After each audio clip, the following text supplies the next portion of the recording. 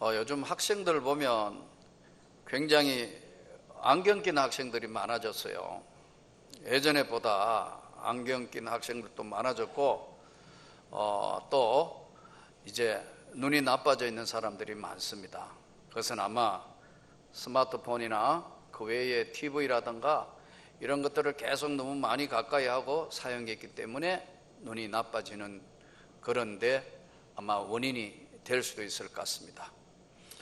앞이 잘 안 보이는 건시, 멀리 있는 걸 잘 안 보이는 원시, 그 외에도 사물이 이제 좀 찌그러져 보이기도 하고, 또 이제 시력을 너무 많이 상실한 사람들이 나타나기 시작했습니다. 우리가 육안으로 볼 수 있는 이것을 우리는 시력이라 하고, 영적으로 볼 수 있는 것을 우리는 영적 안목, 영안이라고 그럽니다. 오늘 이 본문은 사실 우리가 이 땅을 사는 날 동안 이 세상은 차디찬 이성과 과학적인 것과 또 현실적으로 이루어져야 되기 때문에 정확하게 사물을 볼 수 있고 인지할 수 있고 그것을 통찰할 수 있는 건 중요하겠습니다. 또 그렇게 살아야 합니다. 또 그렇게 살고 있습니다. 그러나 성경이 말하는 영적 세계도 여러분 정확하게 아셔야 혼란이 없고 바르게 신앙생활을 할 수 있습니다. 오늘의 이 본문은 우리가 너무나 잘 아는 사도 바울의 다메섹 체험의 이야기입니다. 사도 바울은 3번씩 이 다메섹에서 바울 사도가 예수 그리스도 주님을 만난 것을 스스로 3번씩이나 똑같이 간증을 하는데, 사도행전 안에는 9장에는 자기가 대제사장의 공문을 받아가지고 예수 믿는 자들을 핍박하고 처단하기 위해서 다메섹이란 동네 가까이 갔을 때 하늘로부터 놀라운 광채를 보게 되면서 쓰러져서 사울아 사울아 내가 왜 나를 핍박하느냐, 누구십니까 하니까 나는 네가 핍박하는 예수다. 바울의 생애가 바뀌는 순간에 다메섹 체험입니다. 첫 번째 그 사건을 사도행전 22장에 가면 또 이 똑같은 것을 바울이 또 이야기를 합니다. 이때는 언제냐 하면은 유대교를 믿는 사람들이 이 사도 바울이 예수를 믿게 만들려고 했기 때문에 유대교 입장에서는 보면은 이 사람은 변절자입니다. 그래서 이 사람을 바울을 처단하기 위해서 유대인들이 소요가 일어나서 잡으려고 하니까 소요가 일어났다는 이야기를 듣고 천부장이 가서 군사를 데리고 영내로 지금 데려오는 장면에서 그 영내 청계에 올라오자 바울이 내가 이야기할 수 있는 기회를 줄 수 있냐, 이야기하라 하니까 바울은 이제 자기 생애가 바뀌게 된 설명을 하는 것이 똑같은 이야기를 부영들아 들으라 하면서 주님을 만나게 된 것을 다시 사도행전 22장에는 똑같이 다메섹 사건을 이야기합니다. 또 한 번은 26장의 사도행전에 가면은 바울은 이제 드디어 체포가 되어서 가이사 황제에게 가서 재판을 받아야 되는 그런 상황인데, 이제 재판 중에 당시에 유대의 분봉 왕이었던 아그리빠 왕과 당시에 로마의 총독으로 왔던 베스도, 그리고 재판정에 있는 모든 사람에게 자기가 예수 그리스도를 어떻게 만나게 되었는가 하는 것을, 예수를 믿게 되었는가 하는 것을 다시 재판관과 그 사람들 앞에 설명을 합니다. 이때 베스도 총독이 바울아, 내 많은 학문이 너를 미치게 했다, 너 미쳐버렸다, 이렇게 이야기하죠. 오늘 이 본문을 통해서 2가지를 오늘 우리가 한번 짚고 넘어가야 되겠는데요. 하나는 아나니아라는 사람하고 주님께서 대화하는 장면이 나와요. 아나니아야, 너 빨리 가서 직가라는 동네로 내려가면 사울이란 청년이 있는데 그 청년에게 기도해 주라. 그러니까 아나니아는 주님께 뭐라고 이야기하냐면, 주님, 그 사울이라는 청년은요 대제사장 공문을 받아가지고 예수 믿는 사람 핍박하러 오는 건데 그 사람한테 어떻게 기도하라 그럽니까? 그러니까 주님께서 가라. 그는 내가 택한 나의 그릇이고 이방인들에게 복음을 전할 사람이다. 그래서 이제 아나니아가 이제 그 집에 들어가서 안수하여 이르되, 형제 사울아, 주 곧 내가 가는 길에서 나타나셨던 예수께서 나를 보내어 너로 다시 보게 하시고 성령으로 충만하게 하신다고 하니까 즉시 사울의 눈에서 비늘 같은 것이 벗어졌더라. 새롭게 되었고 음식을 먹어 강건해졌다. 자, 그러면 오늘 두 가지의 주제를 가지고 하나님의 말씀을 다시 한번 우리가 깊이 있게 다뤄봐야 되는데요. 하나는, 그럼 지금도 주님과 아나니아 대화처럼 실제로 주님과 대화할 수 있냐 하는 문제 하나하고, 비늘 같은 것이 벗어졌다는 것은 오늘날 어떤 의미인 것인가 하는 것들을 한번 정리해 볼 필요가 있었어요. 여러분들은 어떤지 모르지만 정말 어떤 사람들 표현하는 거 보면 목사인 저를 굉장히 당황하게 만드는 분들이 있어요. 목사님, 오늘 제가 기도해 보니까 주님께서 이거 하라고 그러셨다. 그 이분을 어떻게 지도해야 되느냐? 또 이거요, 하나님께서 내게 이렇게 말씀하셨어요. 이렇게 하니까 이게 참 헷갈려요. 여러분 안 헷갈려요? 주님과 직접 대화하는 사람이 나타나가 이야기하면 참 곤란해요, 이게요. 자, 그러면 오늘 우리가 어떻게 정리를 해야 될 것인가? 오래전에 제가 어느 교회 예배를 인도하러 갔는데 예배 마치니까 목사님이 저한테, 목사님 좀 상담할 게 있대요. 뭡니까, 목사님? 자기 교회에 청년 둘이가 있는데 자매 하나는 굉장히 열심히래요. 기도도 열심히 하고 봉사도 열심히 하고 방언도 잘하고 이거 은사와 성령 충만한 자매가 있는데요. 그 자매가 청년에 속한 자매인데, 또 하나는 그냥 사관학교를 다니는 형제인데, 외박 나오거나 또는 이제 방학 때 이렇게 할 때는 교회에 오는 형제가 있는데, 이 형제에게 자매가 자기가 기도해 보니까 하나님이 너 내 남편 된다. 당신은 누가 뭐래도, 형제는 누가 뭐래도 하나님이 내 남편이다 이렇게 이야기하셨다. 그러니까 딴 여자한테 눈길 주지 마라 이렇게 이야기했다는 거예요. 그러고 이제 가끔 전화로 이 자매가 좀, 형제는 굉장히 이성적인 신앙이고 또 모태 신앙이었던 것 같아요. 이야기를 들어보니까. 그런 경험을 한 번도 못 해본 형제한테 그런 이야기를 하니까 이 형제는 헷갈리는 거예요. 자기가 믿음이 없는가? 진짜로 이거 주님이 그렇게 말씀하셨으면 자기는 1%도 지금 이 자매를 좋아하는 마음이 없는데 이거 어떻게 해야 되느냐? 목사님하고 상담을 하니까 목사님이 자매한테 이야기하니, 자매는 뭐라고 이야기하냐면, 목사님, 하나님이 내게 그래 말씀하시는데 목사님 그런 말을 하지 마세요 하는데 이걸 어떻게 지도해야 되는 거예요? 여러분, 그러면서 심심하면 그 형제 집에, 형제한테 그 당시에는 스마트폰이 없으니까 핸드폰은 없을 시대니까 전화해가지고 방언으로 막 기도해주고 막 그런데요. 이거 어떻게 되는 거예요? 그래서 상담하려고 제가 웃으면서 그랬어요. 목사님, 왜 형제와 자매들에게 바르게 성경 말씀대로 공부를 안 가르쳤습니까? 바르게 여러분들이 혹시 신학교 가면 신학대학원에 가면 조직신학이라는 걸 공부를 가르칩니다.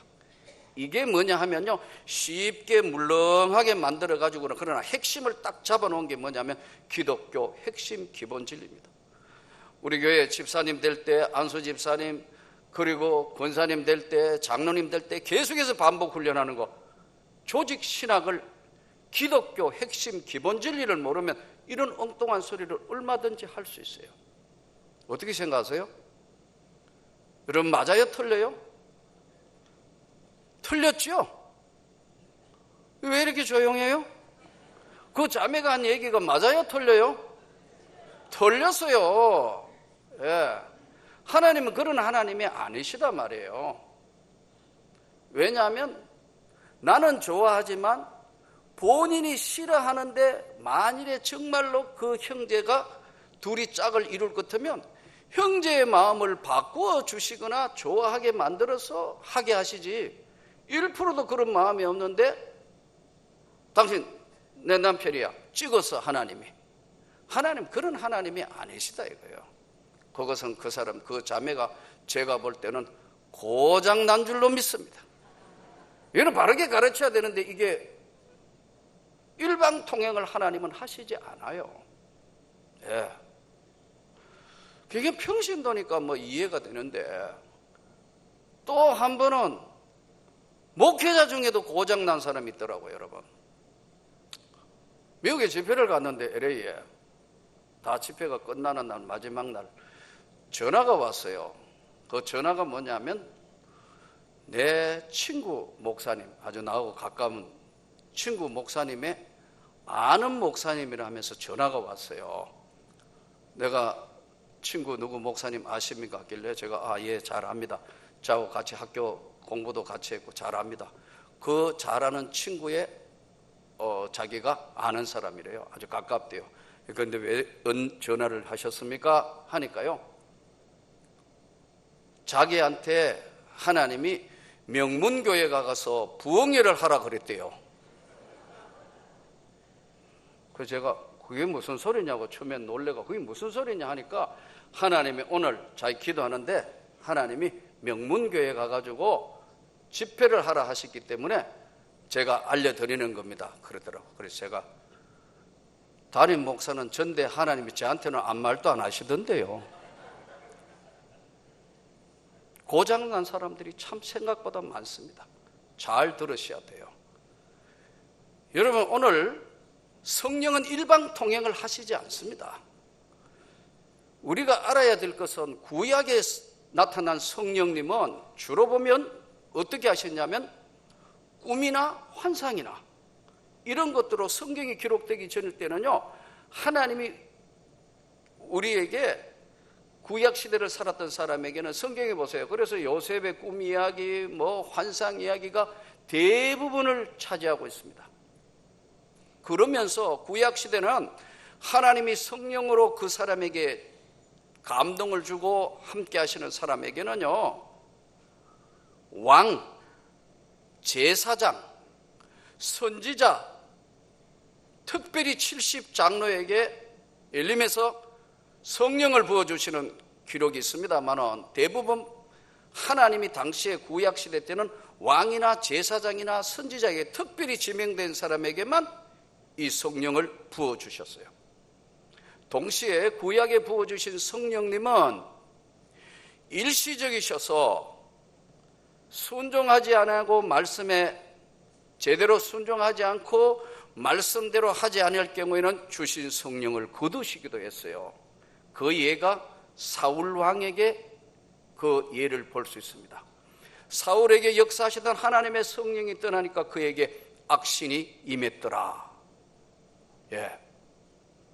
그러나 신약 성경에 오신 성령의 역사, 능력의 역사, 은혜의 역사는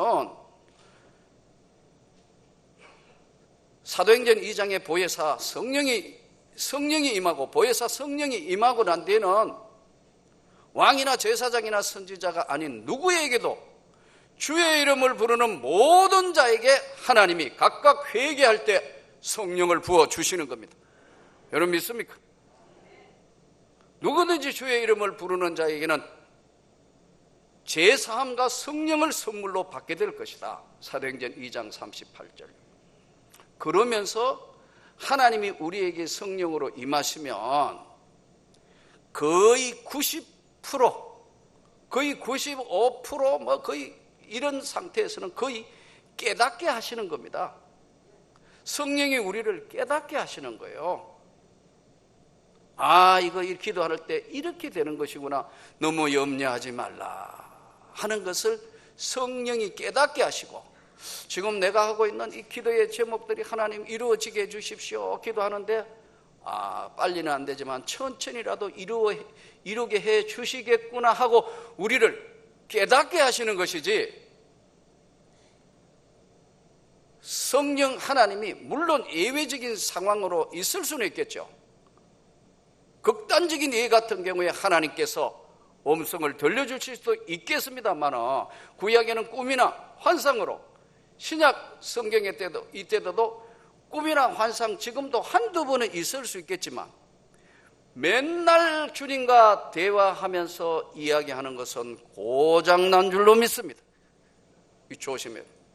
그래서 신비주의가 나오거나 신이단들이 여기서 출발합니다. 나는 여러분이 하나님의 말씀에 벗어나지 않기를 소원합니다. 이 말씀에 벗어나면, 이 하나님의 말씀의 통제에 벗어나면 그때부터는 신비주의나 잘못하면 이단으로 갑니다. 아주 위험합니다. 그래서 성경을 통하여 깨닫게 해주셨다. 이렇게 오늘 기도해 볼 때, 하나님이 내 기도하는 걸 들으시고 이렇게 하는 것이 좋겠다, 나에게 깨닫게 해주신 것을 표현을 잘 해주셔야 돼요. 하나님이 나한테 오늘 우리 딸 혼내버리라 했다, 그리고 누구 뭐 어떻게 이야기해라 그러신 것이 아니고, 하나님이 그런 것이다 하는 것을 누구에게나 깨닫게 하시는 성령은 감동, 감화, 위로, 충만, 인도하시는 성령, 우리 성령 하나님이 저와 여러분이 세상 떠날 때까지 함께 하시는 줄을 믿습니다. 근데 이 표현을 잘못해가 주님이 나한테 오늘 이렇게 말씀하셨다 이래 보니까 초신자나 잘 모르는 사람, 기독교 핵심 기본진리를 공부를 안 하는 사람은 헷갈리가, 진짜인가? 뭔가? 그 사람 표현을 잘못한 것이에요. 그래서 저는 여러분들이 잘 표현할 수 있기를 바랍니다. 성령께서 오늘 기도하는데 하나님이 오늘 깨닫게 해주셨다, 이렇게 표현해야지. 하나님이 이렇게 하라 하시더라고 이야기하니까 믿음이 아직 중심도 안 잡히고 말씀에 은혜도 안 잡힌 사람에게 이러하니까 진짜 저 사람은 진짜 하나님하고 직통하는 모양이다. 여러분, 하나님과 직통하면 고장난 줄로 믿습니다. 이걸 지금 모르니까요, 한국 교회가 이게 자꾸 엎어지고 깨어지고 하는 일들이 많아요. 그래서 저는 여러분에게 다시 말씀드립니다. 공부 안 한 사람 다 공부할 수 있기를 바랍니다. 왜 아멘 안 하시죠? 9월달 개강하거든. 기독교 핵심 기본진리 한 번도 안 들으신 분은 우리 부교육자들, 이번에는 새로 이제 최고반 해서 나눈 분들에게 1대1, 2대1, 3대1 하든지 배워야 돼요. 예수가 누구인가? 하나님은 정말 살아계시는 것인가? 인간은 어디서 왔으며 어디로 가는 것인가? 구원은 어떻게 받는 것인가? 구원에 관여하는 성령은 어떤 분인가? 교회는 어떤 곳이며 우린 죽어 천국을 어떻게 가는 것인가? 이걸 바로 알아야 흔들리지 않습니다. 오늘 아나니아가 주님하고 지금 대화를 합니다. 성경이 기록될 시대에 예수께서 조금 전에 말씀드린 것처럼 예외적으로 하나님이 역사하실 수도 있고, 또 하나님이 꿈과 환상을 보여주실 수도 있겠지만, 이것이 주가 되는 것이 아니고 나는 여러분들이 성경 읽은 하나님의 말씀이 여러분의 삶을 주관하기를 소원합니다. 그래 안 되면, 잘못하면 이상한 신앙으로 끌려가가지고 이게 도저히 어떻게 회복할 수 없는 자리로 들어간 사람들, 너무 고장난 사람이 많다니까요. 아니, 자매에게 역사하시는 하나님이 그 형제에게도 역사를 해야 결혼하는 거 아니에요? 여기 혹시 찍은 사람 없습니까? 찍히면 난리 나는 거 아니에요? 본인은 전혀 아닌데 안 그렇겠어요 우리 지금? 예? 하나님은 일방통행을 하시지 않는데도 불구하고 우리 교회가 집회해야 되겠다고. 내가 그래서 되게 뭘 하려다가 내 아는 목사님의 체면을 생각해서 그 말을 하지 마시고, 알았다고, 그런 이야기 하지 마세요, 하나님 그런 분 아니십니다 하고 그냥 점잖하게 끊었어요. 여러분, 목회자 중에도 고장난 사람이 있다니까요.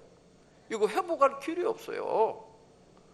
자, 그러면 여기서 오늘 이 상황에서 본문을 통해서 볼 수 있는 것은 하나님은 구원의 은혜와 하나님이 역사하시면서 지명 선택한 사람이 있다는 거예요. 오늘 예수님이 아나니아에게 사도 바울은 내가 택한 그릇이다. 여러분, 이 자리에 있는 저와 여러분은 다 하나님의 선택을 받았습니다. 믿습니까? 하나님의 선택을 받았다. 하나님은 절대로 일방통행하지 아니하신다. 언제나 인격으로 감동, 감화시켜서 하시는 것이지, 하나님의 음성을 듣고 뭐 이래라 저래라 그러려면은 하나님이 본인에게 먼저 감동, 감화를 주시는 거예요. 또한 사람을 통하여 역사하시는데 가장 소중한 것이 사람이에요.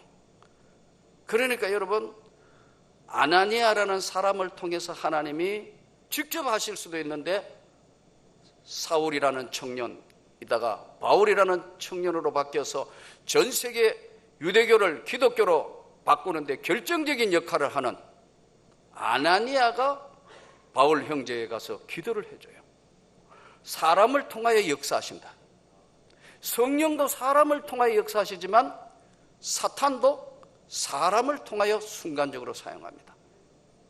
몇 차례 말씀드렸지만 믿음도 들음에서 나지만 시험도 들음에서 시험됩니다. 주의 음성만 잘 분별할 수 있기를 바랍니다. 그러니까 제일 중요한 것은 영적 세계는 바른 영적 분별력 할 수 있어야 되고 통찰력이 있어야 합니다. 오늘 이 한국교회 수많은 이단들, 잘못된 것들이 너무 판을 치다가 보니까 말씀 위에 탁 세워가지고 바로 여러분들이 하나님의 말씀을 잘 분별해서 사람을 통하여 역사하신다. 하나님이 선택하신 것은 딴 것이 아니고 영혼 구원을 위해서 저와 여러분을 하나님의 나라를 위해서 선택하셨다는 걸 잊지 마시기를 바랍니다. 그러나 여러분, 우리가 오늘 비늘 같은 것이 벗겨진 것은 영적인 충만함이다. 이 영적 충만함이, 저는 여러분에게 말씀의 충만함이 있기를 원합니다. 제발 좀 말씀 좀 읽고, 이 하나님의 말씀을 바쁜 삶의 일과에도 붙들고 기도하면서 말씀을 읽어야 합니다. 영의 말씀을 읽어야 합니다. 성령의 말씀이 귀담아 들을 수 있도록 말씀을 읽어야 하고, 나는 여러분들이 정말 새롭게 기도의 능력을 회복하기를 원합니다. 예수 이름의 권세가 나타나기를 원합니다. 영적 권세와 영적 능력과 영적 은혜가 사라진 교회는 아무 힘이 없다는 거예요. 그래서 여러분, 더 영적으로 충만해져야 하는 줄로 믿습니다. 생활에 밀리고 삶에 밀리고 하면요, 이렇게 하고 저렇게 하고 한 번씩 후퇴하면 나중에는 벼랑 끝에 서서 아무것도 뒤에는 없어요. 아무리 환경이 어려워도 여러분 정말 하나님 앞에 기도해야 합니다. 위로부터 주시는 하나님의 성령의 능력과 권능, 예수 이름에 주시는 능력을 회복하는 것만이 세상을 이길 수 있어요. 안 그러면 우리를 환경이 얽매고 삶이 얽매고 경제적인 것이 나를 얽매고 건강이 나를 얽매고 인간관계가 나를 얽매고 이거저거 다 얽매이고 나면 나는 아무 힘이 없는 존재로 변해요. 오늘 또 비늘이 벗어지기를 원합니다. 바울이 비늘이 벗겨지며 영적 세계의 놀라운 통찰력과 영적 권능과 영적 세계를 바라본 것처럼 오늘도 여러분 말씀 안에 하나님의 능력이 있는 것을, 기도 안에 성령의 권능이 임한다는 것을 여러분 깊이 명심하고, 어떤 환경이 나를 누르고 흔든다 하더라도 주님으로부터 받았던 은혜, 주님으로부터 받았던 능력 소멸시키지 않도록 성경은 이렇게 말씀합니다. 성령을 소멸케 말라.